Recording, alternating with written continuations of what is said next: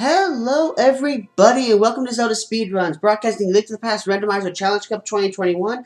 We have a round 4 top 16 bracket match for you today. It's JossBleedin versus latebit, game 2. Commentating for us, we have MyNDM and Coreyvane, and tracking is Samimus. Say hello, everybody. Hello, everybody. Good evening, everybody, and welcome to this Zelda Speedruns presentation of Round 4 Challenge Cup action. I am MyNDM. The voice you heard a moment ago was Coreyvane. Thank you, Ricky of Kokiri, for that wonderful introduction. We're going to get underway here in probably a little over a minute. We have our runners on the 10-minute delays required by the tournament, of course, but in the interim, Coreyvane, how are you doing? I am doing outstanding today, MyNDM. How about you? Well, doing well. Get to watch some rando, got to play a little rando, and now, gonna commentate a little rando. So we've got rando action all the way around in the MyNDM family. Oh, the trifecta. Very nice, very nice.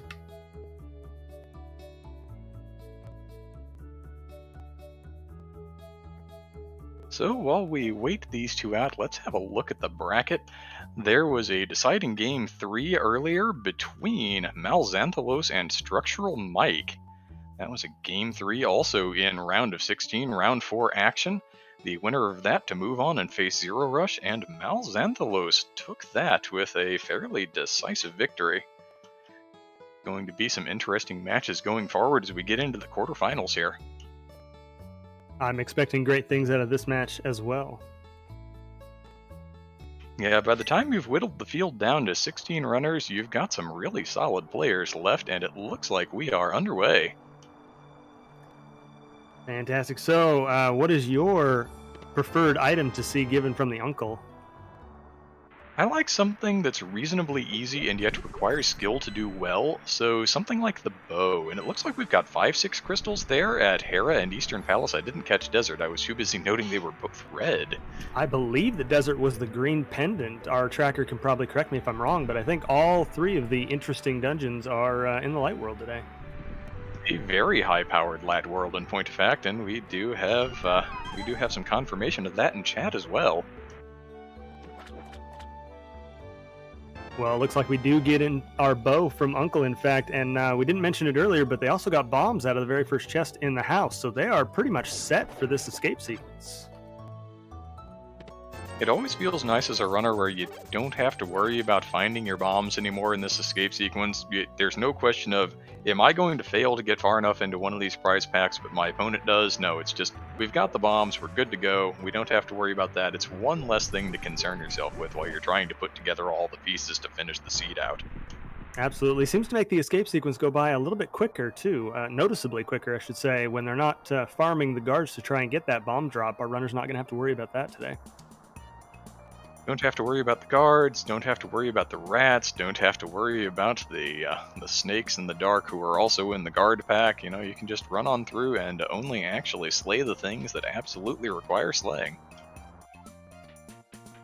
Indeed, one of those things being this first key guard, which both of our runners knock out really quickly. That bow coming in great use here. I like the bow early start. It gives some divergence possibly out of escape. You have that early Eastern play is always a possibility. It's an interesting one. I find a lot of times with these Uncle Bow starts, when Eastern is a pendant, there's absolutely nothing there, but in this case it's a crystal that they're going to need to beat the game anyway, so not really going to have a lot of reasons to put that off. Yeah, especially at this stage, as you were mentioning, all the runners at this stage are pretty adept at the game and have no problems with things like the Eastern Dark Room, so it'll be interesting to see whether either of our runners take that early crystal lead by going to Eastern first. It is interesting that you say that. I was watching these two. Game 1 was not pre-streamed, but I was watching them anyway, and Joss actually did have a little trouble in that dark room with the Igor where you have to get the key. That was not the final margin of victory by any stretch of the imagination, but it's definitely not the kind of thing that puts a runner in a good frame of mind early on. Oh, that is unfortunate. Yeah, dark rooms are one of those things that can sneak up on you. Even experienced runners, sometimes dark rooms can get away from you. Another 300 pack coming up in the escape sequence. We are stacked for money early game. That's going to cover all of the Light World money checks, pretty much. You can pay off the bottle vendor, you can pay off Zora, and, you know, you've got plenty of things, you've got plenty of rupees under pots if you need to buy some bombs and nothing else shows up. Yeah, they are pretty much set for the first 12 to 15 minutes of the game here, just with their equipment loadout the way it is. I'll note that they have not found the small key in a chest yet, so we're going to find that in Dark Cross for sure. Yeah, and they did find the map a second ago, I believe, so everything after that small key in Dark Cross is going to have something in it, so they are going to have to open up the chest in the Sanctuary as well. The heroes of Hyrule raiding the poor box like they do. I mean, they are the hero. It's for the better cause, I suppose. Saving the world and all.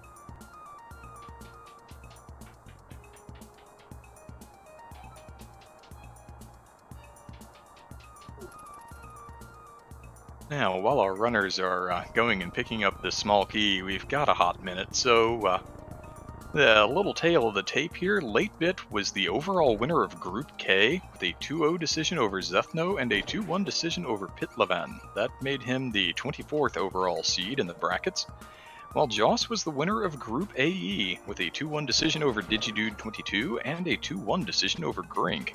That made him number 40 overall in this bracket. They both managed to skip that first kind of play-in-ish round and have been moving along ever since. latebit defeated James FNX 2-1 in the round of 64 and Kainup 2-1 in the round of 32. While Joss defeated Tabbycat 2-0 in the round of 64 and Gus 2-1 in the round of 32. So we've seen some meaningful victories by both of these runners. They've both already taken a handful of losses in this tournament, but here they are, still standing. I mean, a loss here and there is okay as long as you can keep chugging along, keep getting those 2-1 victories. And I'm expecting great things out of both of our runners today. That seemed to time out pretty well as we're seeing the little side closet here in the back of Escape. Looks like some money, that'll buy you some bombs, and not really a whole lot else. Yeah, a little disappointed in that room, but I mean, since Escape has given us the bow and 600 rupees already, I guess it's too much to ask for more in the back.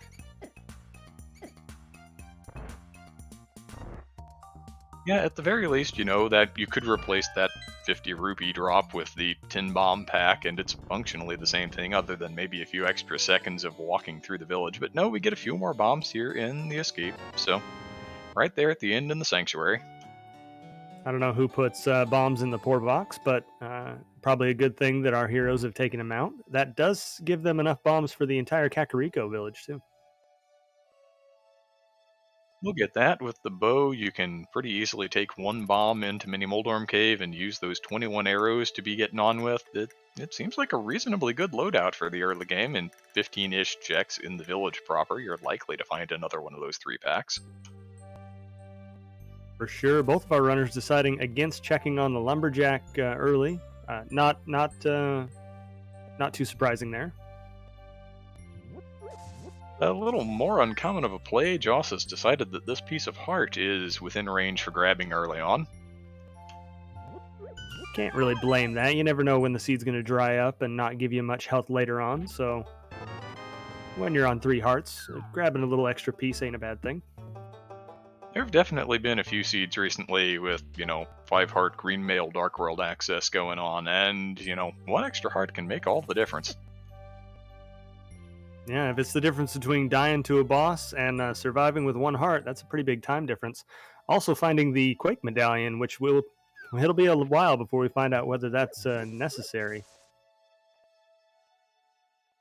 We still have 2 pendants to go in the Dark World, so there's an outside chance that we don't need any medallions at all, but even then, with the 3 possible medallions laying around, kind of tough to say with that Quake. The flute, on the other hand, is going to be something both of our runners are happy to see. You can activate it while you're in the village. A nice little bit of early mobility. Always feels nice finding the flute early, right before you're headed down towards the village square there. Not much else in Blind's hideout, though. Yeah, there are no few runners out there who like to kind of hang on and see if they can't do some other checks in the overworld before coming to the village in hopes that they find that flute, but sometimes the flute's just here. If it can happen in Rando, it probably has happened in Rando, and it's always nice when the flute or the bottle comes up early, so you can do the sick kid check as well. I feel like the more unusual one is to get the hammer and the magic powder early and be able to check the bat while you're in the area. That's always nice too. Our runners finding 10 bomb pack, the Arrow of Destiny, and another 100 rupees, 120 rupees in the well. People throwing away some fairly common items in Kakariko. It's a very wealthy seed early on here, and we'll get our flute activation from latebit. I expect that Joss is going to be there in another 5 seconds or so. Yeah, bottle vendor scamming us out of 80 rupees before we get to activate the duck there.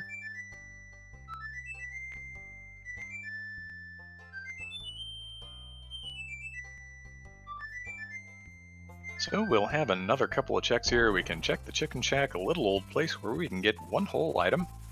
And then the back of the bar. If no bottle's shown up by them, we can't check the small child just yet, but with the flute, it's really easy to come back. He's just a little down and east of the flute spot.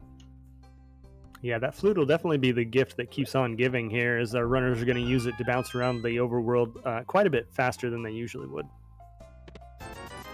And as you said, it makes certain checks like coming back for sick kid pretty trivial, where they would otherwise have to route that in as efficiently as possible with some other checks.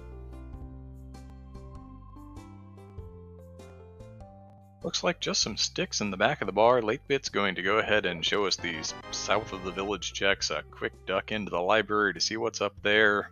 Maybe a blind check of the race game. Maybe going to have a look-see first.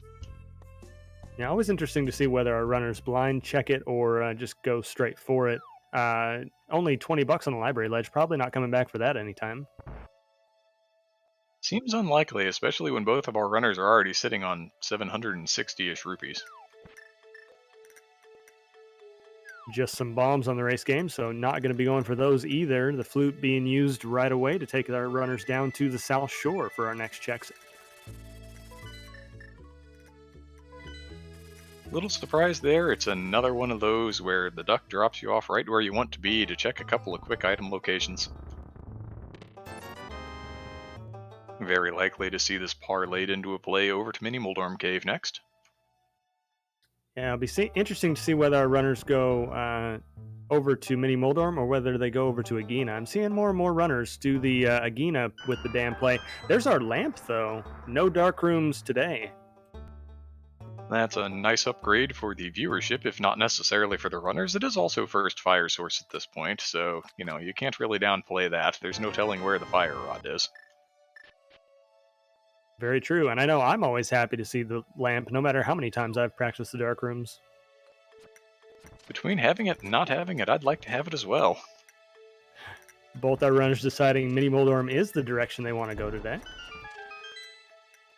While I'm personally a proponent of the Dam to Agina play to not Orphan Spear 1 locations, it changes a little bit when you have the flute in hand, because you can flute to 6 later and check the desert ledge and make that play into Agina.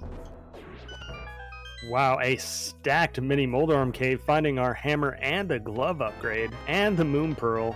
Our entire Dark World access in one cave. Here's your Dark World access care package. Have fun clearing the game. I don't know who that thief is in that cave, but he is an important person in the Hyrule Historia in this version of Rando.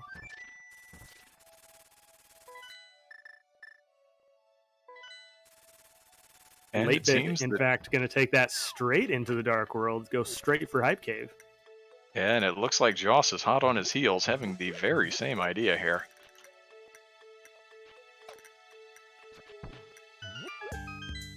Always interesting when the runners have, they get this items that they don't usually have, so they have different routing choices and they decide to go the exact same way. We see that Turtle Rock is another pendant. And so is Ice Palace. We know that all of the rest of them have to be regular crystals because we've already accounted for the 5-6 crystals in the Light World. The latebit finding the boots. What are those? Out of the original Hype Cave. We got some mobility here. Yeah, now our runners are less worried about the hookshot immediately and probably more interested in finding the mirror, allowing them to chain checks together a little more easily.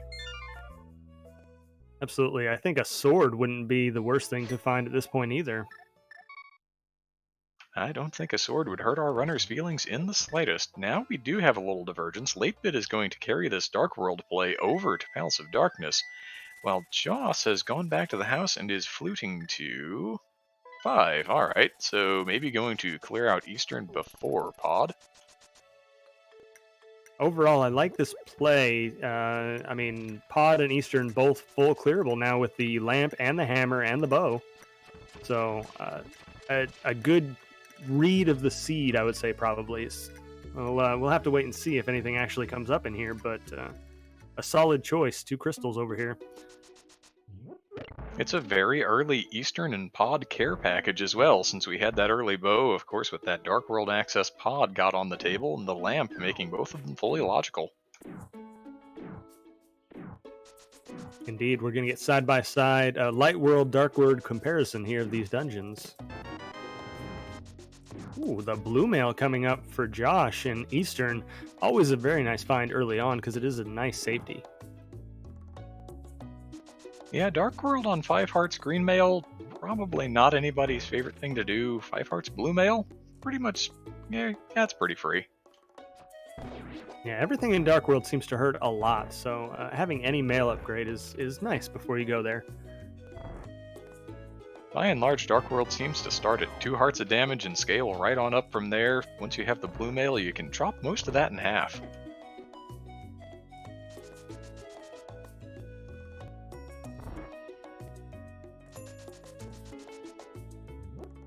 One thing that I maybe like a little more about Joss's play here as compared to Latebit's is if he finds the mirror here in Eastern Palace, routing around Palace of Darkness with no mirror is really kind of slow and terrible.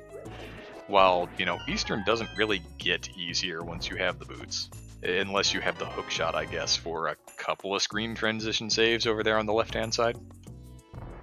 Absolutely true. On the other hand, if Latebit manages to find that mirror, they'll be able to route in Eastern with Pod easier, both of which are kind of long shots, but have their distinct advantages either way.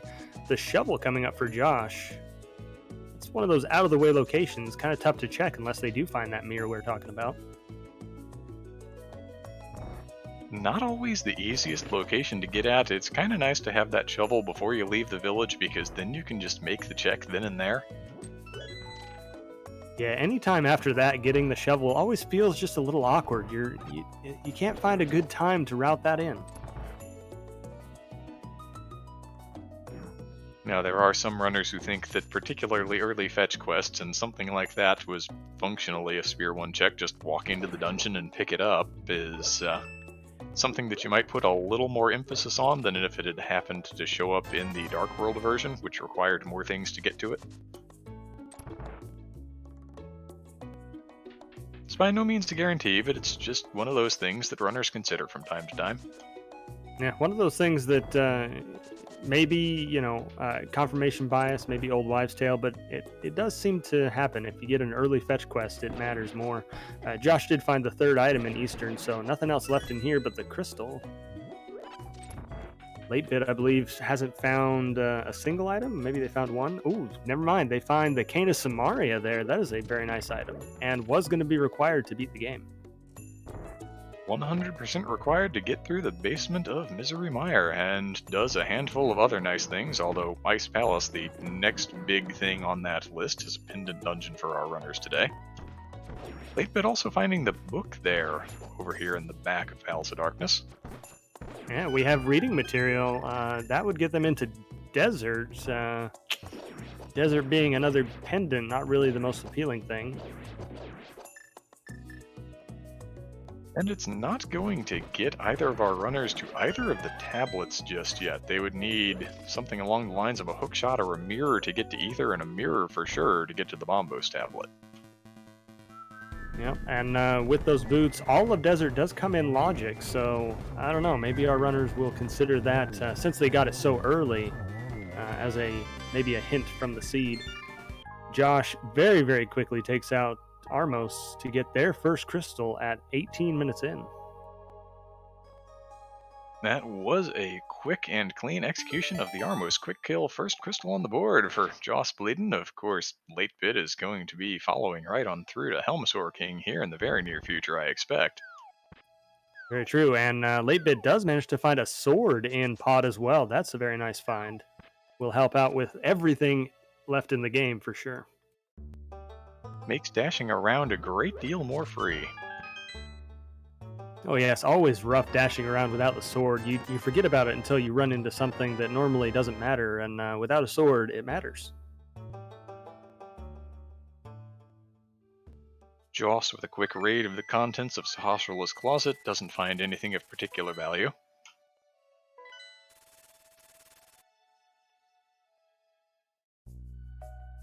Interesting choice. Josh going to take that flute up to the mountain.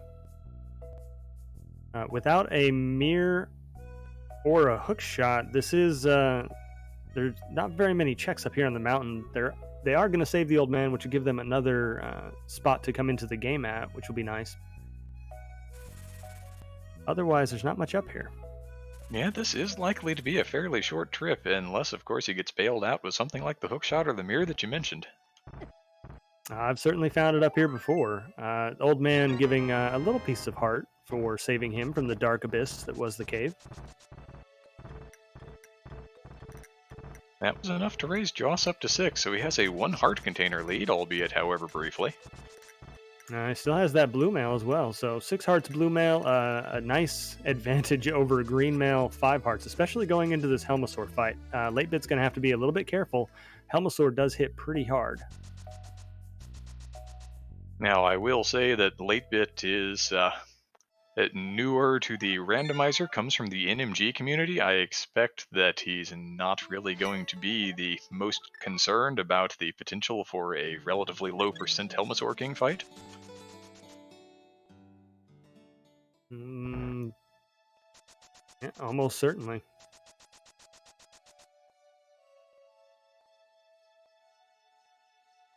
Normally you would have Master Sword here, but you would be on green mail and I think 5 or 6 hearts. It's not a mode that I actually play, but you know, it seems kind of right from what I remember of the game from back in the day. Yeah, I believe you would have 6 hearts and green mail at this point, having beaten 3 dungeons and the 3 starting hearts. Using that, gotta be careful here, using that bow to help take out Helmasaur easier does get it with 1 heart remaining. Nicely done. That did get a little squirrely on him, but he is in fact through. Latebit is going to tie that crystal count back up and find the magic cape. A very nice safety, and does unlock one extra check when they do their Dark World checks. Josh, meanwhile, found a bottle, took that to the kid, and got just a piece of heart for their trouble.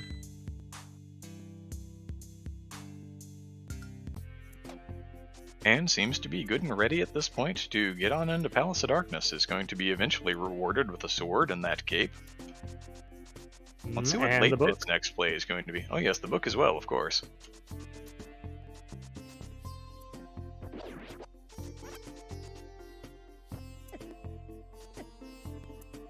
It looks like our runners are going to flip-flop here, with each of them doing the dungeon that the other player just finished.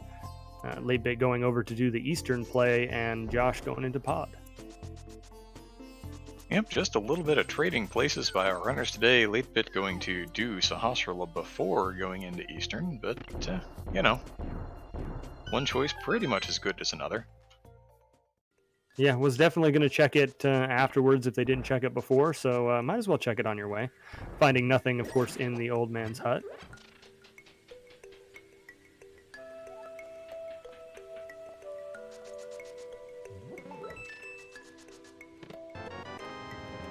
And since we've seen both of these dungeons, I guess the easy next little piece of speculation is we're following the book next, right? Or are we going over to the Village of Outcasts area? Yeah, tough choice here. If it were me playing, I would go for the Village of Outcasts. Thieves Town being another crystal, being full clearable, and the alternative being Desert, which is a green pendant. But that book did come up pretty early. All the other stuff needed for Desert came early, so it kind of depends on if you want to follow the crystal and item density logic, or whether you want to try and read what the seed is telling you. That can always be difficult, especially before you've been forced into your first pendant. Once you start getting a feel for the kinds of things you get out of a pendant dungeon, it becomes maybe a little easier to decide, do I want to go into any of the other pendant dungeons here? Very true. It always seems that if you do one, you might as well keep doing them. If you manage to stay out of them long enough, you're always resistant to go into the first one. And Desert has the feeling of one of the easier of the dungeons to be a pendant and to dip into fairly quickly when you have the boots. So you can get in, have a look-see, decide whether or not you like what you're actually seeing, and if not, you haven't lost a whole lot of time, as opposed to something like Pendant Turtle Rock. You can throw away 5, 6, 7 minutes in Turtle Rock if you're not careful. Absolutely. Neither of our runners has checked Agena either, so they could route in the Agena check, the Desert Ledge check, with the Desert one, and not feel too bad if Desert came up empty, because they would have got some other overworld checks out of the way as well. That does add a little extra density to the Desert side of the ledger, and going back to the, well, are our runners going to do damn to Agena, this is one of those reasons to put off Agena when you have the flute. You can kind of use it to thicken up that desert area a little bit.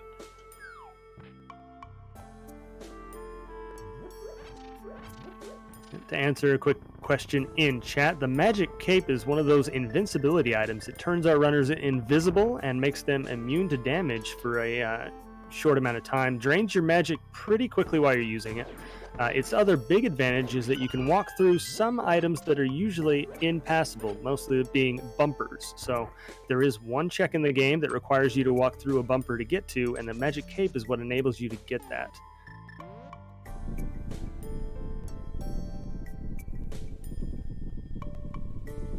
Now, this is an interesting play by Joss. He's choosing to go to the boss first, and then is going to go do the back of the dungeon afterwards.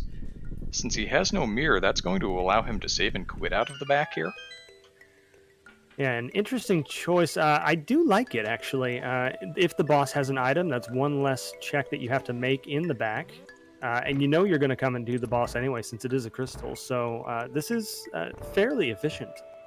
The only time loss really is the extra bit of walking from the front door to the back of the dungeon. But otherwise, an interesting play. I do like it, though.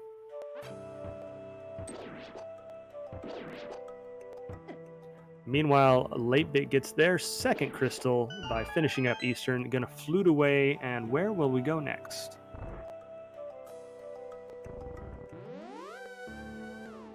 Looks like we're going to get another one of these quick salvations of the old man. We'll see if he also decides that he wants to go up and have the look at Spectral Rock. We've seen it on Joss's side and know that it doesn't actually have anything. But again, a runner's concern with a really early flute like that is, well, you know, the game gave me an item to get up here.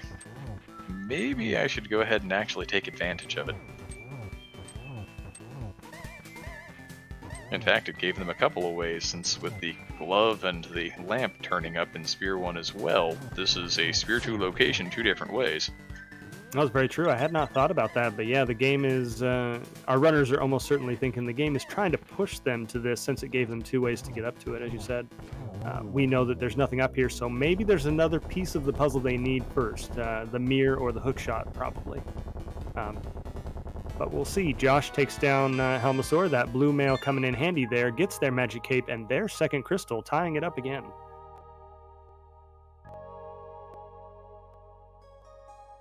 As expected, both of our runners have had very similar ideas of how they want to play the early game of this seed, and, you know, we'll see Joss go into the back here almost assuredly. Yep, there's the duck back in, is going to find everything else that he's looking for, and then we'll get the save and quit. Probably going to follow on latebit's heels again here and head into the village area. Yeah, I think so. This play makes a lot of sense. Like I said, Thievestown being a crystal, you're going to have to come and beat it anyway. It's full clearable right now. You can route in a couple of the village checks while you're here. It's a pretty item-dense location overall as well.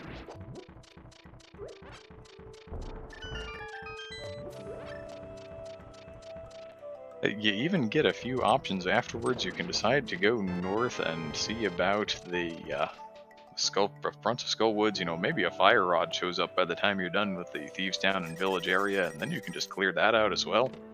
Or you can go south for a couple of checks. I don't think that our runners did more than Hype Cave before heading easterly. I think so. I think that was the only one. latebit finding their Master Sword in the Village of Outcasts. So already the village coming up with some strong items. That's certainly going to be a nice item to have.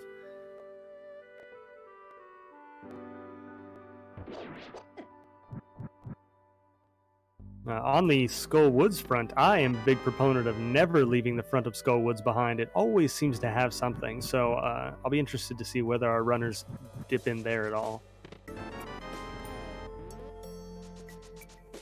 It does feel a little more likely than some other dark overworld-ish locations to have things, and my personal feeling on it is that, it's kind of like the Spear 1 of Dark World, where you don't need anything but your Dark World access to go ahead and walk in and make those handful of checks, so it's really easy for the game to put something there.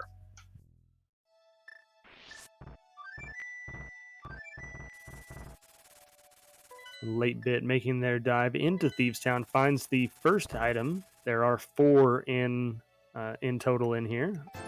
Meanwhile, Josh stocking up on their potion. I wonder what they're planning with that. Maybe just a safety?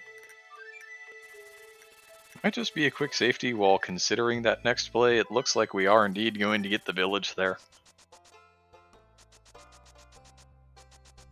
It's with the flute. Anytime's a good time to stock up on your potions. Oh my, it's nice to latebit. have the mushroom to carry it together, but... That's very true. latebit managing to find the mirror in Thievestown. We've been talking about it for the last 10 minutes.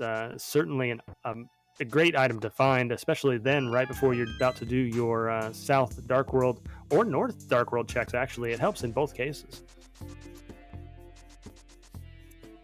It always feels better to get those mirror checks in with everything else, because otherwise they're in terrible one-off locations that it becomes really difficult in some situations to get back to. Oh yeah, absolutely. It's real rough to try and get back to Cave 45 or the Graveyard Ledge if you've already done most of the Dark World stuff and need to come back. There's no good way to route it in.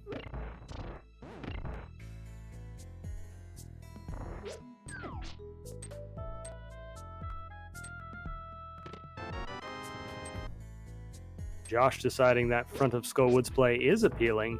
Gonna duck in and find at least a few things in here, hopefully. It is possible that both of the items could be in the back. And latebit has turned up the compass in the attic of Thievestown. Still does not have the small key, not that it really matters to our runners when they already have the hammer. Always feels nice when the small key locks itself away, though, and you can just skip going over to that room altogether. It makes it so you don't have to pick back up the rock. It just feels smoother somehow. Joss has found an item here. It's just 3 bombs. Also turned up the big key.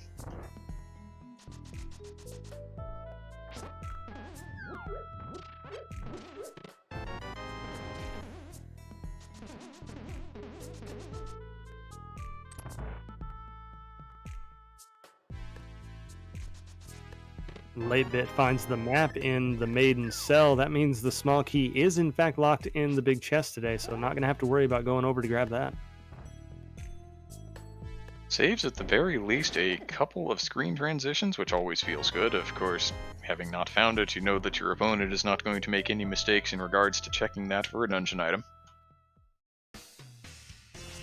True. Josh finding the second item in Skull Woods. Always nice to find both of them early on. Finds the blue cane, the old cane of Berna.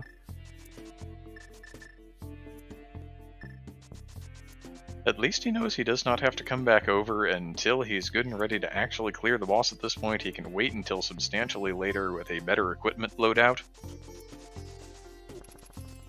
Indeed, and the silver arrows coming up on latebit's side. The boss of Thieves Town, Blind, having the silver arrows today. Another one of those things that's not necessary, but always nice to have. Going to make Ganon a little easier, depending on the sword loadout. When our runners hit Vitreous, could potentially make Vitreous a whole lot easier.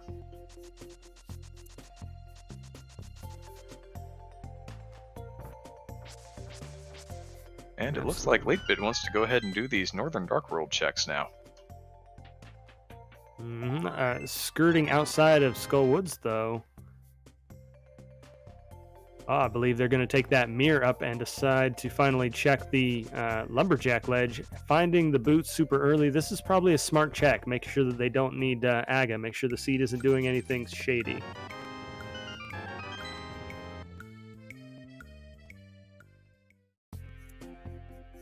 Well, I think that 20 rupees is going to remain in the shade of the tree for the rest of eternity, probably.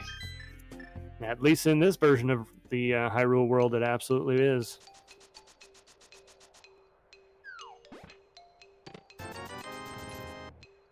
While 8-Bit was having that check, we've got Joss on into Thieves Town, having found his second sword there in the chest game.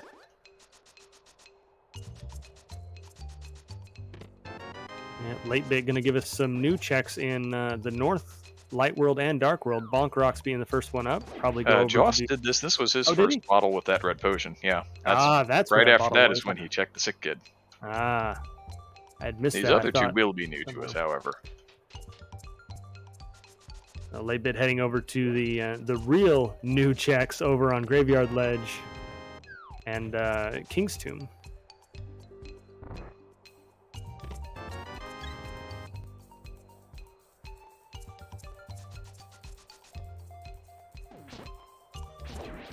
Joss done with the front of Thieves Town now, just needs to hit that big key door to get into the back half, has the mirror in hand, while 8-Bit sees the first shield of the game there in Graveyard Ledge.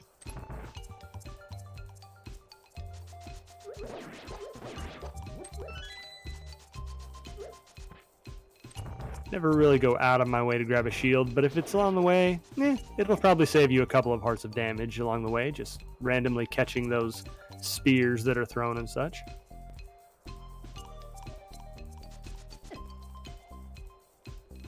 I wonder, again, kind of going back to 8-Bit's NMG origins, if having that is something that he uses for lineups of some bomb jumps, perhaps? Oh, very possible, actually, yeah. It could be a matter of personal comfort in performing some of the more regularly performed tricks in the game. Yeah, 8-Bit gonna take that mirror that they found, which enables the rest of the Death Mountain Light World checks. Gonna go up here, likely do Tower of Hera, which is the other 5/6 crystal, and then make their way over to East Death Mountain. A good overall route, I think. The only way that this might have been a little bit more efficient is if he could have found the Titan's Mitts before doing this, but it was running out of viable checks to do before doing this, so you can route this in and use that book as well while they're up here. Yeah, there were, I think, 3 checks on that Southern Dark World loop, and then Pyramid and Catfish might have been his only remaining lower checks in the Light/Dark World, aside from going over to the desert area. And it as seems we were desert only having maybe 5 checks total with the ledge in Agina. 4, I guess. So this does make sense. Paradox alone having 7 items in it.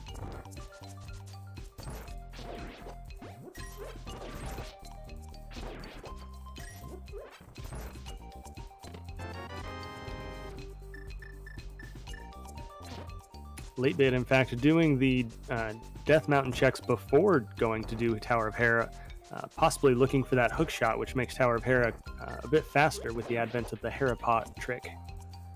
That's possible. This is also a way that, having already gone through Spiral Cave, he can pick these up and then go back, and coming out of Tower of Hera has everything that he needs to do Spike Cave as well, so it's a way not to have to choose between Orphaning, Spike, or Spiral. Always strange to try and figure out how to route it efficiently for both of those checks, since they do kind of isolate you after choosing to do them. Also interesting to see whether Spike Cave has anything. Both of the invincibility items coming up, latebit not having one of them, but we know that they were both very available. Latebit does find his tempered sword, though. It's not technically a safety item, but it really is a safety item. It makes so many enemies go away so much more quickly. Absolutely. It is the true sword that you really want to have for the late game. And with our runners having blue mail, they're now up to 9 hearts. And tempered sword, they're pretty well set for the rest of the game. Runners of this caliber having no problems with any of the late stuff. Usually, obviously they want to find some more hearts if they can, but probably pretty happy with their current situation at only 40 minutes in. Speaking of said current situation, Joss did finish off blind there, picked up those silver arrows, and has evened our crystal count back up between the runners at 3. Indeed, and it looks like they're also going to follow in the footsteps of latebit and do these mountain checks.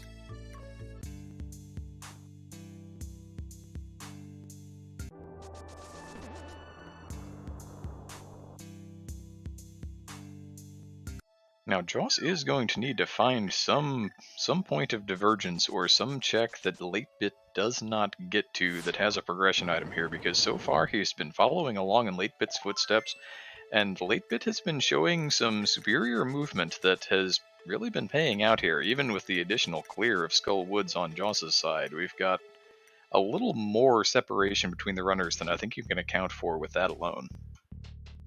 Most likely, yeah. Latebit just having those small, very minor time saves here and there, they really add up over the course of 30, 40 minutes to give him that little advantage that you see now. He already has cleared out the Death Mountain checks, and now they're both in Hera, but Josh has to go and complete that. So I think you're right. The Skull Woods will even it out a little bit if latebit needs to go and clear through Skull Woods later, but probably not quite enough to even it directly out.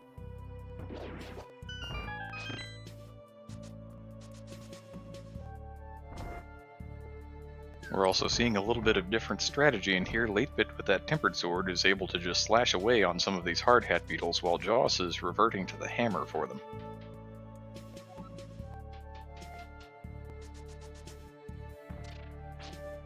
The hammer, of course, does tempered sword damage. It's just that the hitbox is a little questionable. Yeah, the hitbox is pretty good if you're facing down or to the right, I believe. The rest of the time, it always seems to fall short. Latebit does finish off Moldorm very quickly with that tempered sword and finds the second item, so they're not going to have to go down to the basement today, which is quite a load off of the runner's minds. That's one of the things you always like, especially when you're still looking for one of those pieces of the full Dark World access puzzle, the mitts in this case.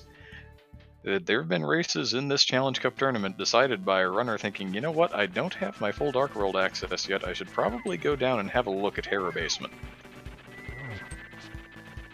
Yeah, Hera Basement being one of those things that can definitely decide a race, whether it has something or not. If one runner does it and one doesn't, it can make the difference. Our runner's not going to have to worry about that today, but I agree. I've seen many a race that is decided by there being an item or not being an item in the basement of Hera. Josh quickly finishes off Moldorm on his side and evens the crystal count right up again at 4. And this looks like that Skull Woods play from latebit. The fire rod has not appeared yet, so he's going to give as much of that time as he can right back. Yeah, this will be interesting to see. Once latebit finishes up this Skull Woods play and Josh finishes up the Death Mountain stuff, our runners will be pretty much even again. And we'll be able to see a little better what difference in time there really is between them.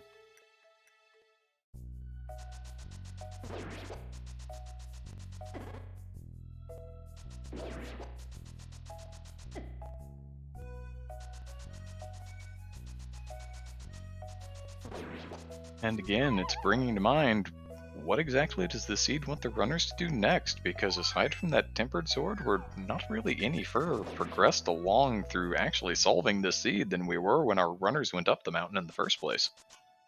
That's very true. The tempered sword is, yeah, I think the only thing that was up here at all, and that doesn't get them any extra locations. Josh, unfortunately, getting dead rocked. Worst enemy in the game. No one can convince me otherwise. But I absolutely agree. The book is the only thing that I can think of that is the next real big logical piece of the puzzle. Our runners might need to go to desert. Besides that, as you said earlier, a couple of checks in the South Dark World, the Pyramid Catfish, they're running pretty low on checks.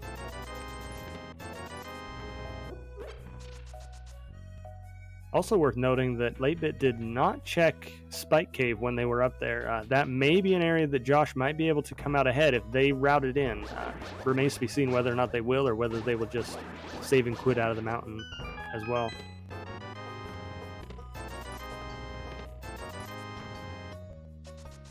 Pyramid Fairy should in fact be available. Good call there by Homemade Beer. We've got both of our 5-6 crystals in hand. Very good point. That may entice the runners to do more of a South Dark World check where they can route in Cave 45 and then the Pyramid Fairy, Pyramid Ledge, Catfish area. It's a long walk, but there's a lot of checks you can do along the way. And 8-Bit, who still needed to check the small child in bed there, is going to go ahead and get that check as kind of part of this north to south Dark World loop that he's making. I think with that, our runners are pretty much tied up exactly. Josh, however, is going to do that Spike Cave play that I mentioned earlier, while 8-Bit goes on to check the South Dark World. If this Spike Cave comes up to be something important, that will be a big boon to Josh's side. Yes, if you're a partisan for JossBleedin here tonight, you definitely want to see him come up with something in here.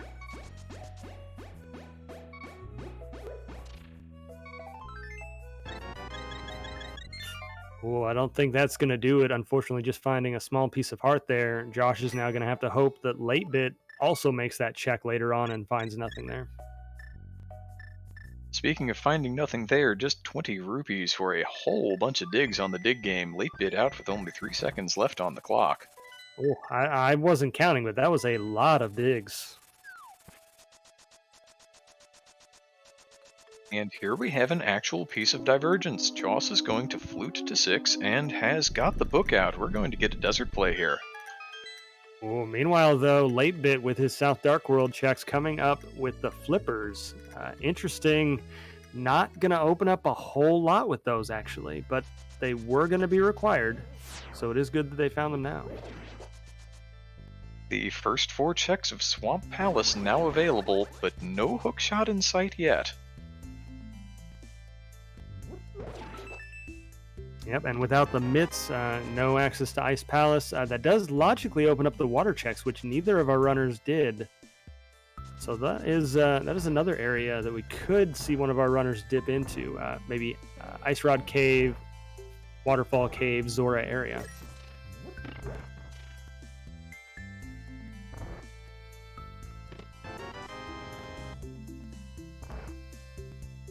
Joss finding a small key in the big chest here in Desert. Meanwhile, 8-Bit going for the Pyramid Fairy play, taking that big red bomb on a trip over to the pyramid. This is kind of the easy way. You want to do it this way to go ahead and get your hands on the Pyramid Ledge item if it happens to be anything. A little more density here. In open mode, maybe you also want to be mirroring over and checking the front of escape when you make this play, but this is a standard seed, so that was never going to be a consideration for our runners. Nope, absolutely not. Josh finding both of the items very quickly right next to each other in Desert. The 20 rupee and the Bombos medallion, which may be important, may not. It'll be a little bit further before we actually find out whether that was needed.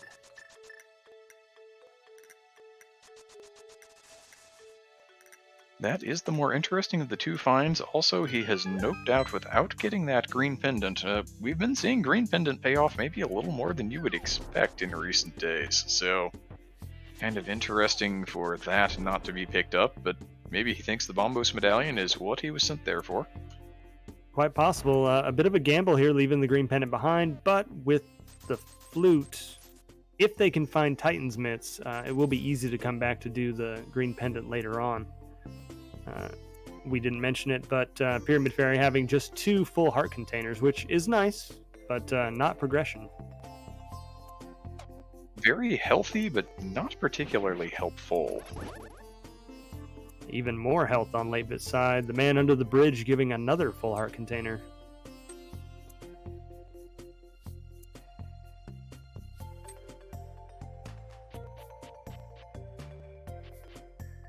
Now, worth noting here that Josh, at least for the moment, has now isolated the K45 spot. If they find their Titan's Mitts, they can probably route that in pretty efficiently with a Smith chain, but their flippers are going to be kind of in an awkward location for them otherwise. He also has not checked, I don't think, Dig Game or Stumpy, did he? Oh, you may be very right. I don't think he has done those south checks either. So, all very possible in a Smith chain check later on. Also, did he or did he not actually check Agina before he left the area? I missed it because I wasn't paying attention, but he did nope out of desert pretty quickly. I think since he went out the front door, he fluted away and did not check Agina while he was over there.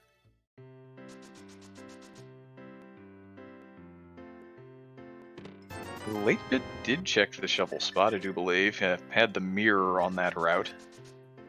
Yeah, not much in the dig spot today. I think just a 5 or 20 rupee.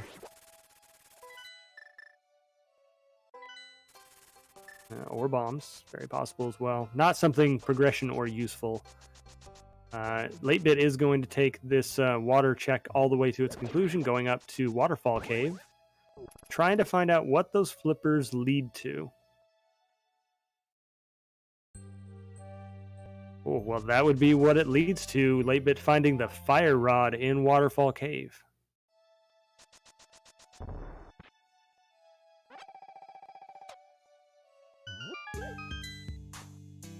That's one of those items you're definitely looking for. It gives you access to Mothula, if nothing else. Yeah, both of the items in Skull Woods having already come up, that's not really progression per se. It doesn't lead to any new checks right off the bat, but is going to be a required item we were going to need at some point anyway. So Latebit finding all of the items that they need, but not that open up too many more checks by themselves. We really need to find those Titan's Mitts are really holding our runners back at this point is the only thing.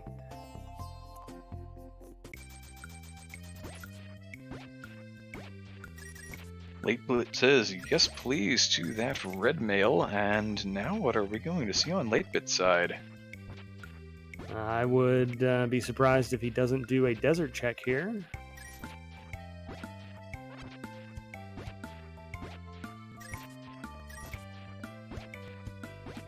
Indeed it is. We do still have that green pendant outstanding. Once both of our runners have the flippers, those first 4 checks in Swamp Palace are also going to be available to them, but beyond that, they seem once again to be running out of locations. Yeah, did Latebit take it all the way up to Catfish? I don't believe they did, so that's one more area as well.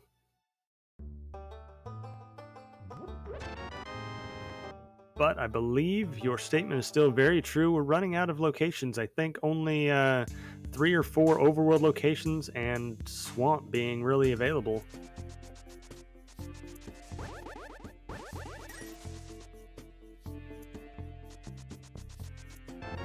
Seems likely, unless something appears to drive our runners in a different direction, that they'll probably be converging at Swamp Palace here in the next couple of minutes. I think so. Like you said, interesting to see whether or not Latebit goes for that green pendant since they're here as well. And the Agina check.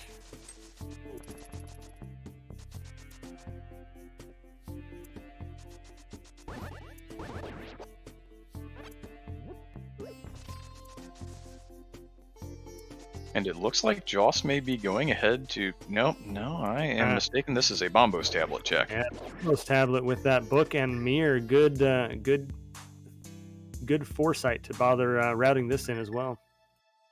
I was beginning to wonder if he was just going to bite the bullet on a Swamp Palace play with no hookshot, given the relative lack of item locations still available to him, and just 3 hundo on that Bombos tablet. Oh, we're going to get the Agena check as well routed in there. I would bet that you're not going to have to wait too long before that Swamp Palace play comes up, though.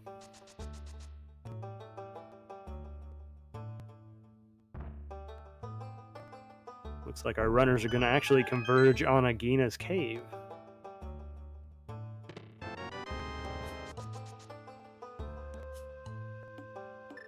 Curiouser and curiouser, we have an interdimensional high five there and just a green potion in Agena's cave today.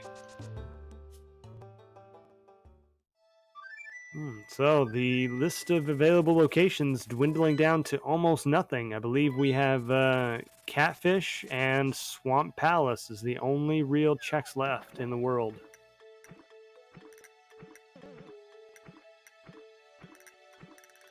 Yep, Joss is going to go ahead and do these overworld flipper checks, which is going to result in his fire rod here in a minute and a half or so. Meanwhile, latebit making that swamp play, I believe, as you said. Probably going to check the tablet first. Particularly in a situation where you're lacking the hookshot, if you have a check that's this close to the place you're going next, you want to make that first, because going into Hookless Swamp and not finding the hook feels pretty bad. Going into Hookless Swamp without the hook and then finding it on the Bombos tablet right outside feels really bad. Yeah, there's no time when going into Hookless Swamp feels good. But you definitely want to get all of the checks that you can out of the way first, just to make sure that that is actually what the game needed you to do. In this case, it definitely looks like that's what the game intended, and latebit looks like they've decided that as well. With the exception of a couple of one-off checks there in Catfish and the Green Pendant, this is pretty much the size of it for latebit at the moment. Yep. Going into Swamp Palace before remembering that you do need to make sure the water level is raised before trying that.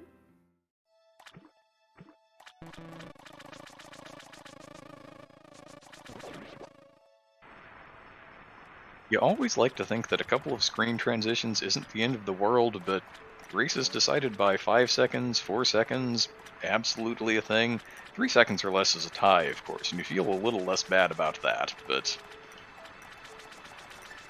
Oh, yeah, you never want to be in a situation where you lose by 4 or 5 seconds and have to think back on all of the plays that you made and think, was it that one screen transition extra that I did that made the difference? Possibly.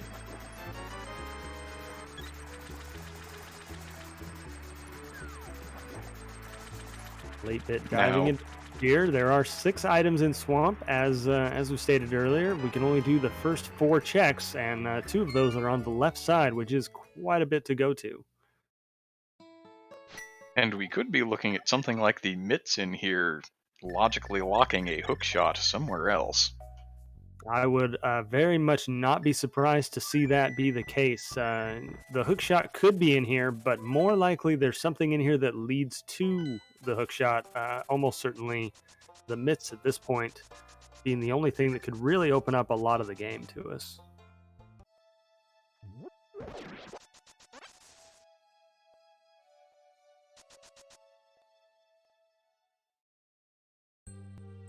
I think this might be a ped check from... No, maybe not. I'm not sure. Maybe he's going to ped check and go ahead and clear out Mothula while he thinks about his next move.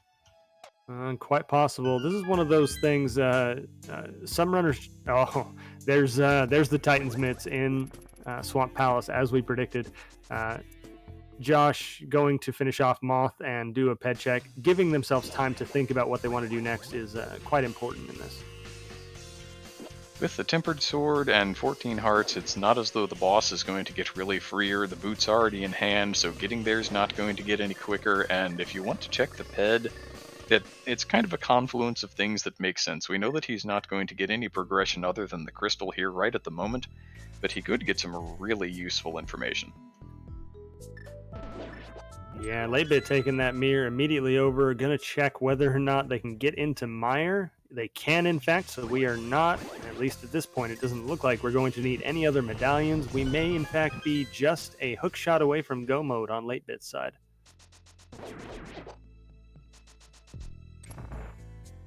Hookshot go mode does not feel too bad as long as Swamp Palace is crystal. When it's hookshot go mode because you don't know how to hover or Moldorm bounce and the only thing standing in your way is that gap after Moldorm 2, that feels terrible.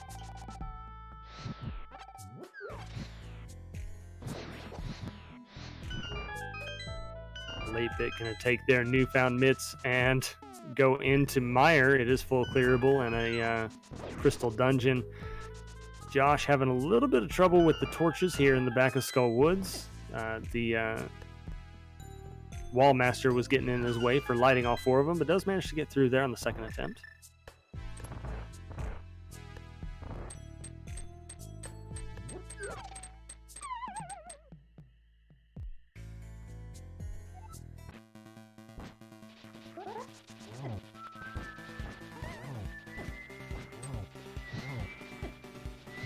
Going to get a quick moth fight here from Joss. A few fire rod shots, few tempered sword swings. The moth goes down reasonably free and easy. Though we knew that both of the items had already been found here, so that compass not particularly surprising. And Joss takes a very brief crystal lead here. We'll see latebit clearing out Mire in the next couple of minutes and evening that back out, I expect. Indeed, latebit also finding the mushroom in Mire, the first of the 2 items that could be found in here. Mushroom, an interesting item to find. With the Cane of Samaria, enables 1 extra check and the magic powder, as well as the actual turn-in of the mushroom. Speaking of powder, Josh does do a ped check, in fact, and finds out that the powder of Evil's Bane is found on the pedestal today. Interesting to have an actual Y item on the pedestal for once, but, unlikely to be getting that under most circumstances, and it's one of the nicer safeties in the game. Knowing that it's off the table is not always good. Yeah, the one area that might come in handy is if latebit goes to turn in that mushroom, and the magic bat turns out to be something important. Having that knowledge on Josh's side may save them. But runners of this caliber, I would expect latebit to try and route in a fake powder check before they turn in that mushroom.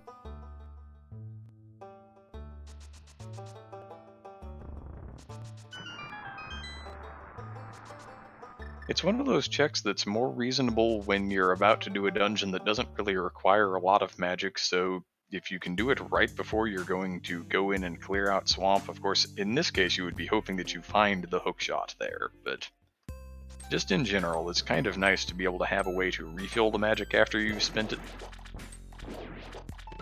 Absolutely. It should also be noted that latebit did not check left side of Swamp Palace when they were in there. They got their mitts and decided that was what they needed in there. We'll see if Josh makes a similar play and takes those mitts out knowing that they open up so much, or if they stay in the dungeon and check that left side swamp hoping to find the hookshot in there. Would be quite a gamble, would be quite a long shot to find it in there, pun intended, but definitely something that could create quite a divergence and quite an advantage on one side.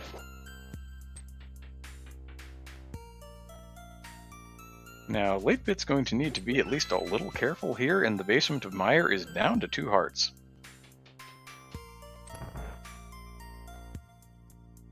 And I believe I saw them trying to set up the spooky action glitch.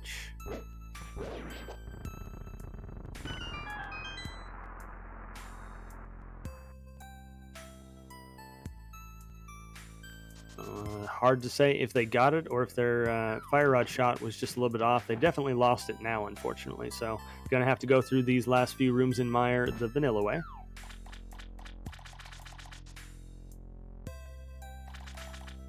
Now, unless he's learned it between races here, I know that Joss is not a spooky Mire player, so latebit not actually going to lose time here, just not able to gain any.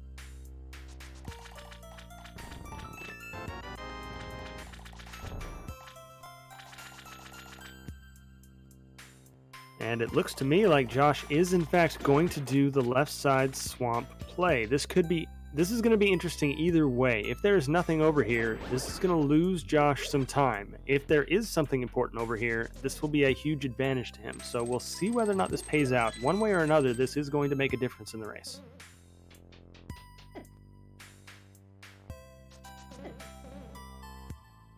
latebit going with cape and sword swing strats for the small eyes, just a couple of silver sticks to the main eyeball to wipe out Vitreous. Maybe a little safer there, only on 2 hearts, not going to take any chances whatsoever, evens that crystal count back up at 5 this time. And does find that second item in Mire, so we have both the items out of Mire, no hook shot to be found there.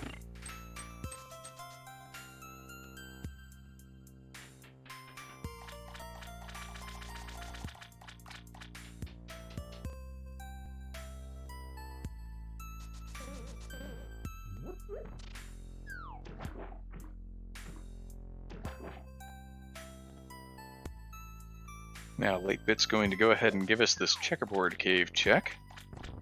Just a little one off the Mire area. It's another heart container. He says, nope, you know what? 14 hearts red mail is more than enough. I can save myself the seconds of actually going in there. Makes sense. Looks like they're going to go and use those myths to do some Dark Death Mountain checks. Meanwhile, Josh has made it to the left side of Swamp. Let's see if there's anything important over here for him. The big key being the first item. Have to go back and check whether or not that big chest has an item now, which is a little bit of extra time they're going to have to spend in Swamp here. Also, unfortunately, since they don't have the hook shot, this left side Swamp takes just a little bit longer because they have to drop down, walk around again to get to the other side. Of course, if we're suddenly looking at the specter of a vanilla hookshot, fully vanilla hookshot could be on the table here.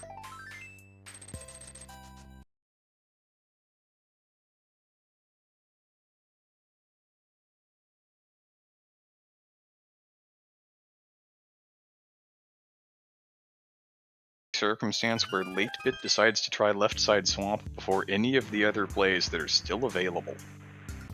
And I'm just not sure what that circumstance is. Maybe if Joss is making a play to the green pendant here and the hook is on green pendant, that's more out of the way than left side swamp?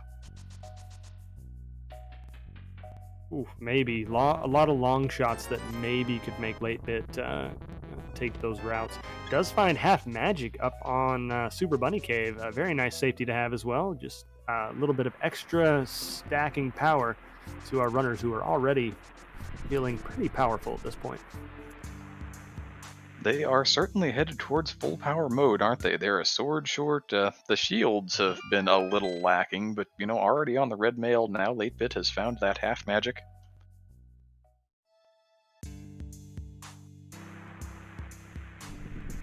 And that Bari having absolutely none of latebit, trying to bonk across to this bonkable chest, and the Bari just said, nope, but there's the hookshot and bonkable hookshot cave. Oh my, that is one of the worst locations to actually have the hook shot, but latebit pulls it out, and I believe they are in go mode at this point. That is in fact go mode for latebit at 1 hour, 6 minutes, and 30 seconds. Ooh, they have everything they need to finish this off. Josh is going to need to make their way up to the mountain as soon as possible to try and catch up with latebit at this point. He's in another one of these crystal dungeons that he needs to full clear, but he's going to need to full clear this quick and get up to the mountain and then get back down.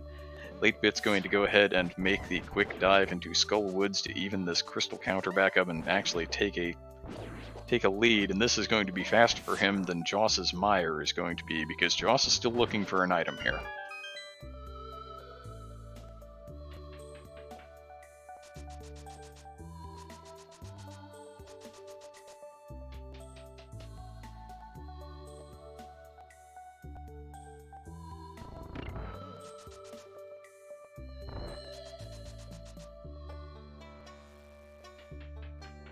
Yeah, the big thing we don't want to see on Josh's side is a dip into Ice Palace, which is also available, full clearable for runners of our caliber here. But we know that that is not going to be the answer, and they will burn a lot of time if they do that check. Also, the potential with that mushroom to make some of those checks we were discussing earlier, something along the lines of fake powder, turning the mushroom in, seeing what the witches have. You know, that second one is at least reasonably quick when you have the flute, but there are a lot of options, and to keep this anywhere near a close race, Joss is going to have to pick the right one and pick it quickly. Absolutely, and since Josh did get that pedestal knowledge, knows that the powder is pretty far down in the chain, they may decide to do a fake powder check before they turn it in, which would, as we said, just eat up extra time that they definitely need at this point. Meanwhile, Blinken, you missed it. Latebit takes out the moth, gets their 6th crystal. Only one more dungeon left to go on their side. Just Swamp Palace to go, and blink and you'll miss it because Go Mode Swamp Palace goes by in a flash. Ooh, manages to duck the duck, though. Always fun to see that happen. An argument between the hero, lizard thing, and his fine feathered friend. And that bird is putting in a lot of work this seed. It's been available since the very beginning, and it's been carrying our runners all over the place, so it's understandable that every now and then he tries to pull a fast one on us.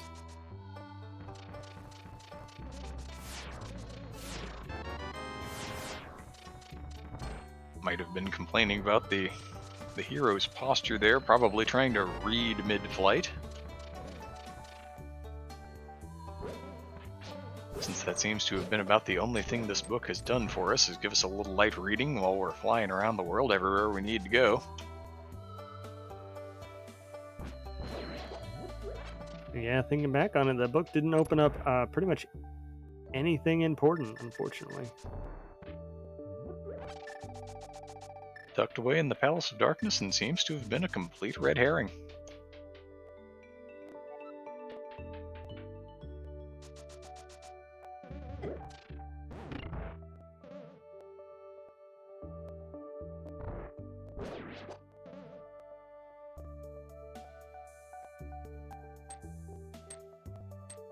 So all 8-bit has to do is use this hookshot to steal the key right here. It's actually the intended key to go to the back with.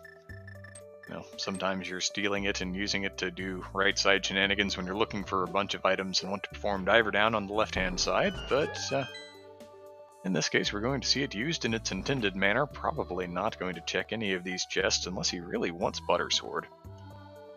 Yeah, I would be absolutely surprised to see Latebit open a single chest on this way back here. He's absolutely stacked, doesn't need a single item, but is going to prove me a liar for just for the sake of it.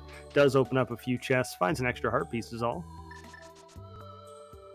You are kind of right on top of those two, and Buttersword makes the 1-in-1 on Ganon functionally free.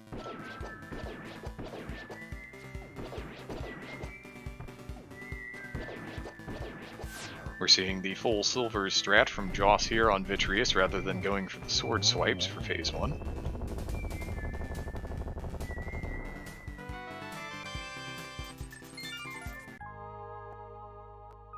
And with that, Josh claims their 6th crystal, only needs one more dungeon themselves, but does need to get up to the mountain and grab that hook shot quick, fast, and in a hurry.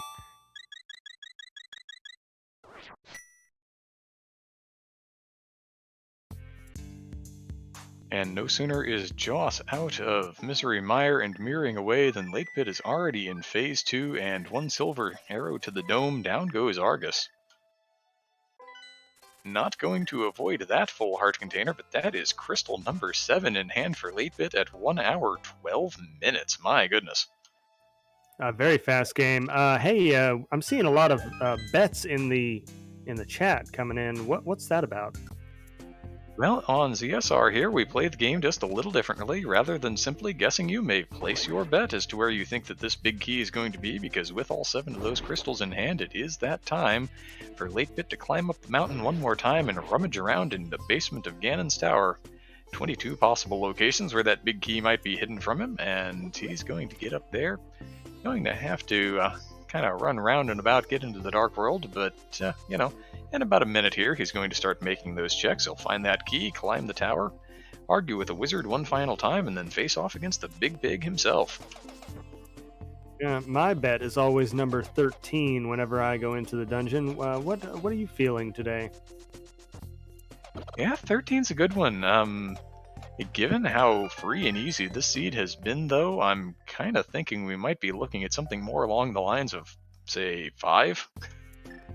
That's a good guess. Worth noting, on Josh's side, they did decide that the Smith chain was the next logical progression for them. It's unfortunate. We know that this is not going to turn up anything important, and it's going to bleed a lot of time from JossBleedin. Unfortunately, chasing the correct item, but the mitts are meant to be going up the mountain with to find that hook shot.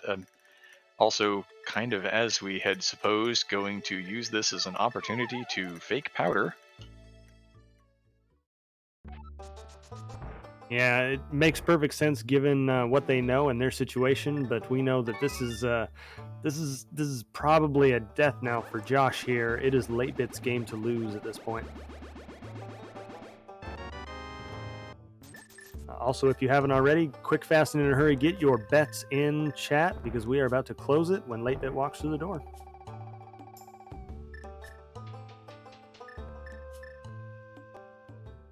Looks like we're getting a left side play from latebit here rather than going and checking at least Hope Room first and wondering about the small key quotient. Just going to go ahead and start on the left.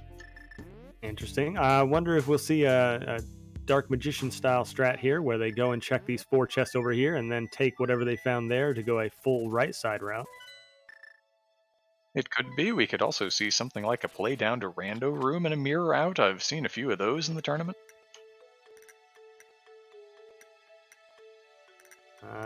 Looks like the former is going to be the one today. 5 checks in. We found nothing so far.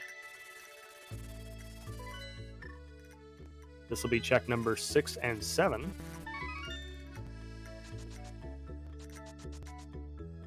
Another small key in the map, so plenty of small keys in hand if he decides that he wants to go full right here.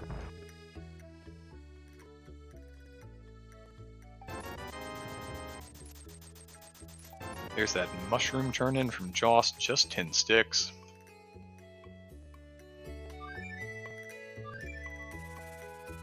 And they did grab a potion as well.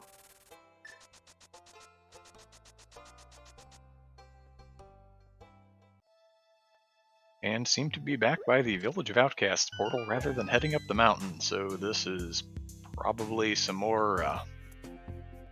Did he get the Graveyard Ledge King's Tomb checks earlier, or is that what this is? I can't remember, but this might also be a purple chest turn-in. Nope, North Dark World checks, it looks like. Yep. Latebit finding nothing in those other 4 chests in the compass room. Looks like they're going to go for a full right clear and go down to the Ice Armos from the right side. Now, I know some people who say that full right is a meme, never do it, but, you know, here's latebit, he can do what he wants. He doesn't know it, but with this lead that he's got, he can do pretty much any route in GT he wants. We are up to check number 11 so far. Still finding nothing, but...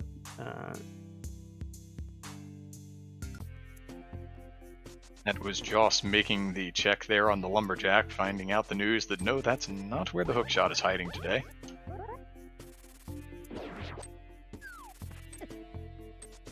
Have to imagine he would have felt almost relieved to actually find it there. At least then he knows what he would need to do next. And he would know that his opponent would have had to do the exact same thing. At this point, he is probably starting to worry and feel behind that the hookshot is somewhere that their opponent has checked. Latebit coming down, finishing the Ice Armos very quickly, finding the Ice Medallion and the Ice Rod behind Ice Armos today.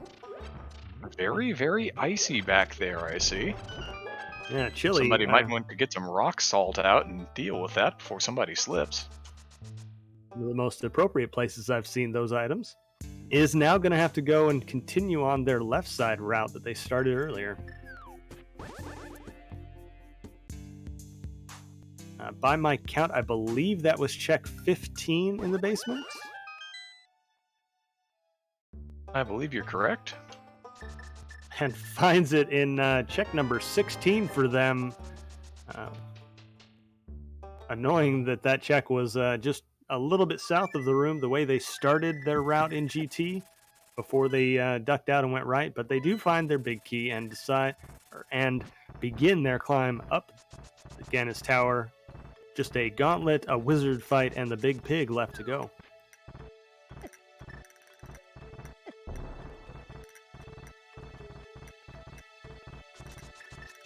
Well, here we are. Silver arrows make these mimic rooms a complete joke.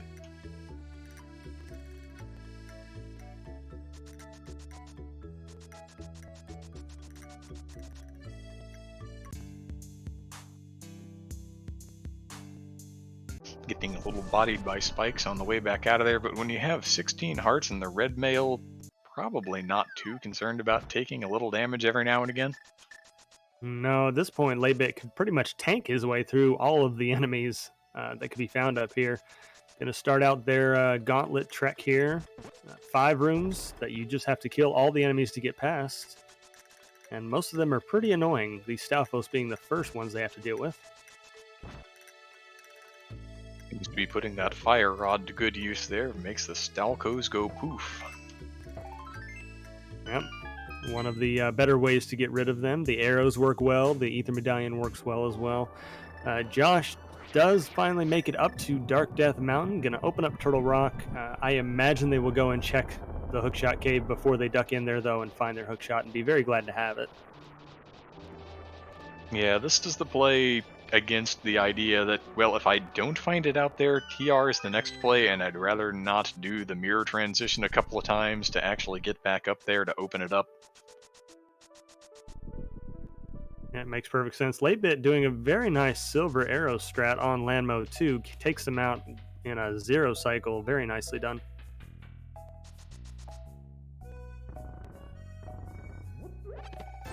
And we've seen a number of comments in chat here appreciating the Stardew Valley MSU that Joss is running tonight. Yeah, quite a lot of very, very good MSU packs for Randomizer, and always nice to be able to use them. This one, I would agree, is very nice to listen to. Now, I know we're kind of getting late days here, as latebit is a good halfway-ish up this climb, but you know, if you've been enjoying this MSU that Joss is running, well, I happen to know that he runs a lot of rando races and uses this one in his rotation pretty regularly, and both he and latebit have been putting on a great show for us, so this is our opportunity to say, you know what? Give these runners a follow for allowing themselves to be restreamed, giving you a little entertainment here tonight. I do hope you've been enjoying.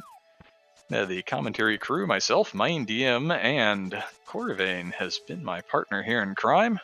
Our tracker has been Sammy Moss, and Ricky of Kokiri doing all the technical work behind the scenes to get this restream up off the ground. Thank you all so much. Very happy to be here with you, by the way. latebit has a very cooperative Moldorm 2 fight there. He's going to hook over to the ultimate chest of the game. Going to go ahead and open it up and find 10 sticks. Unlikely that he needed 16 silver arrows to handle Ganon, but, you know, just in case. Of all the items you could find in that last chest, it's not the worst when you have silver arrows and you're headed to the Ganon fight. No, if you'd been on something like 2 or 3, that would have felt really great, actually.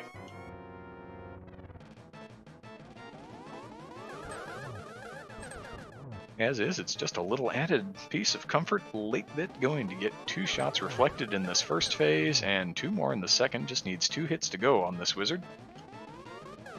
Yeah, overall, a very nice Aga fight. Oh, gets robbed of that final hit there.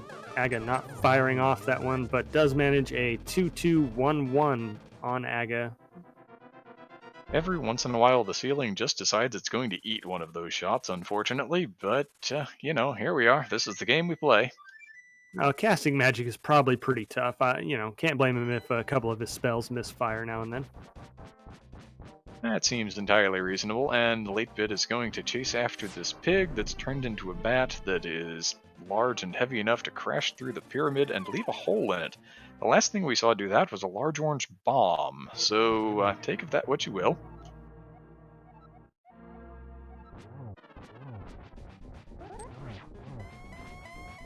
Ganon singing a cheery tune as we drop down into the fight. Latebit gonna use the cape strats to try for a 1-on-1 Ganon cycle.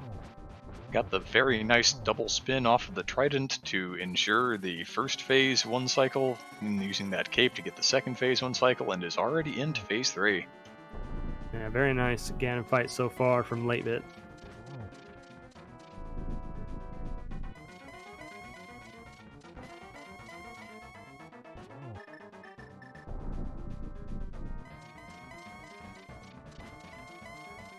Have Latebit quick swapping over to those silver arrows is through phase 3. Ganon is going to inform us that yes, indeed, silvers are his one true weakness, and Latebit's going to go ahead and stick one into him. Going to miss Torch Glitch and not really care with that half magic. The silver arrows, potions for days, gets a nice triple to finish this off. The pig is exploding. Latebit's going to stand there with that sword raised high in the air in the victory pose while the fanfare plays. All he's got to do is cross the bridge.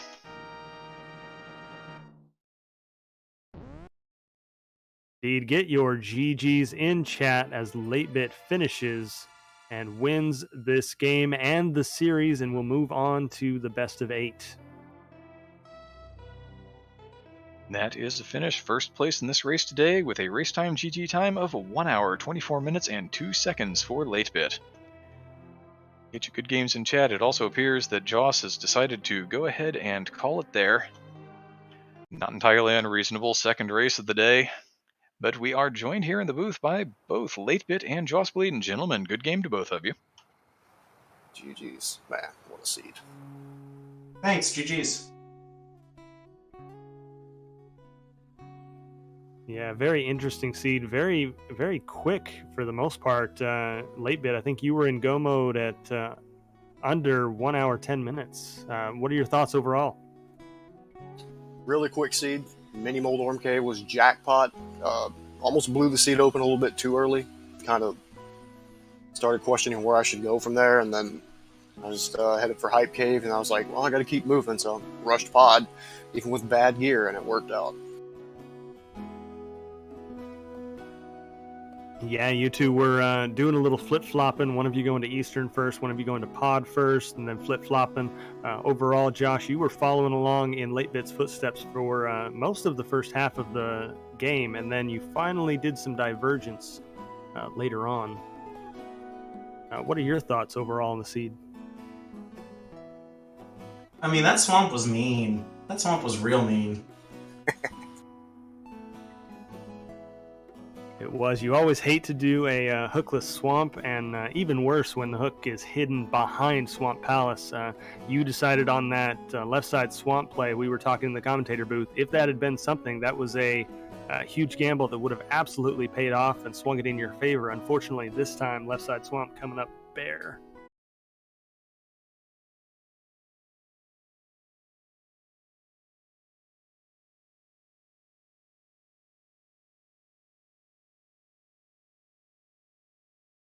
Off for you. Josh, you decided to stay away from the mountain as long as possible, did the Smith chain, did the magic bat, all those areas that definitely seemed more likely to have the hook shot, but this time just coming up dry, unfortunately. Yeah, when I saw that magic powder was on pedestal, I was like, oh, if it's on the bat, I am just gonna laugh so hard if I can fake powder it.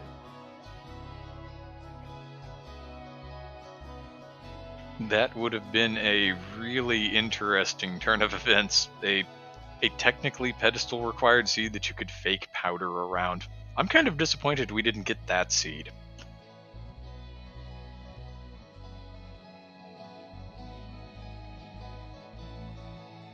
But all things considered, yeah, you guys were very close in the early going. You didn't really diverge until Joss, you made that play into Desert. Well, what was... Corvain, do you recall exactly what it was that Latebit was doing at that time? I think Latebit was taking the play up to the mountain earlier. That was our big divergence, I think. That, I think, was the one. And then Latebit, you turned up that... I was just gonna ask, did you have bombos to even go into TR? Let me check my endgame screen. I don't remember. It's all been a blur. He did, but you got it substantially earlier, and there was some question at the time of whether or not that might be the thing that you got out of that divergent play that would kind of swing things more in your favor. Yeah, I do remember having it when I saw that TR was bombos and thinking, oh god, I don't want to go in there. And thankfully I didn't have to. Yeah, and I at least avoided ice as well. That was nice. Yeah, I never want to go into ice looking for hookshot. No, because like I don't know Ice Palace logic with the keys and the hookshot. Like I just don't. I assume it's not in there. More often than not, that's right. And that is good enough for me. Either that or you decide to just go ahead with the sequence break and let the chips fall where they may. Yeah, if you're feeling real behind, you can try that, but in a regular situation, I generally avoid ice without hookshot. Makes absolute sense. It's only there, it's never there until it is. Latebit, moving on to the best of 8. What are your thoughts on your upcoming opponents going into the final few rounds of this tournament? Have not had the opportunity to play against them, but my understanding is they're quite strong, and was hoping to put on a good show. Well, you absolutely did. Absolutely showed, your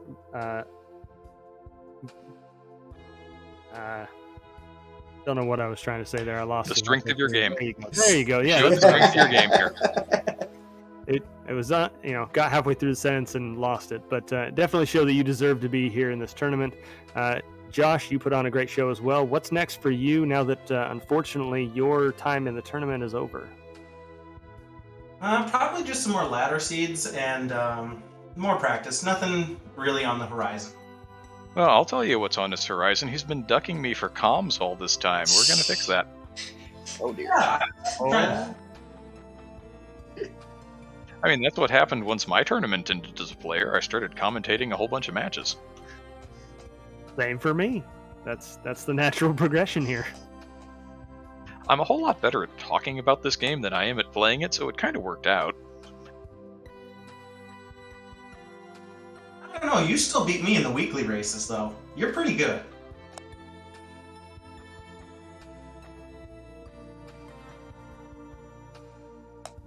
Yep, always getting better, or at least that's the idea. But, that's the idea for all of us. Maybe this time next year we're commentating and playing as main tournament runners. Who knows? Right, fingers crossed on that one. Any final thoughts, everybody? No, I just want to say thank you for the trackers and the restreamers and the comms. I really appreciate it. Absolutely. Heck yeah. Fantastic job. Yep, I think we'll go ahead and get that thrown out here one more time. Thank you, Joss and Latebit, for agreeing to be restreamed here. I know it was maybe a little last minute we put all of this together, but I do hope you enjoyed. You put on a great show for everybody who came out. Thank you all, chat, for giving us an hour and a half, roughly, your time this evening. I hope you enjoyed the show. Commentating today with me was Cora Vane. I am Main DM. Our tracker was Samimas, and Ricky of Kokiri, as mentioned, was the one pushing all the buttons behind the scenes, pulling this restream together. Yep. Cora Vane, have you got anything else for us? I've got nothing else that hasn't already been said. All right. That being the case, Ricky, I think we'll go ahead and turn this back over to you for some final ZSR programming notes. But from the commentators, the trackers, the runners, let me say, have a good evening, everybody. Let's get a couple of final notes in here. All right, thank you so much. And yes, thank you to our runners. Thank you to our crew. Fantastic job, everybody. That was a fun match to watch. As mentioned, the Challenge Cup is moving into the quarterfinals this coming week, though there are a few more round 4 matches that still need to be finished. We have Adalor versus Fount that are happening over the next few days. And according to Challenge, we still have Mr. Scruff, Ninja Tuna, and Kanzos. I don't know how to pronounce the 7 there. But yeah, so we have a lot of hype matches coming up in the Challenge Cup as we are wrapping this thing up. So pay attention to the Discord for when we announce restreams. We are going to be trying to get as many of the quarterfinals restreamed as possible, so please sign up if you're excited join in on the crew for those ones.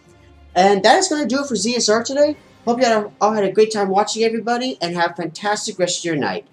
Bye!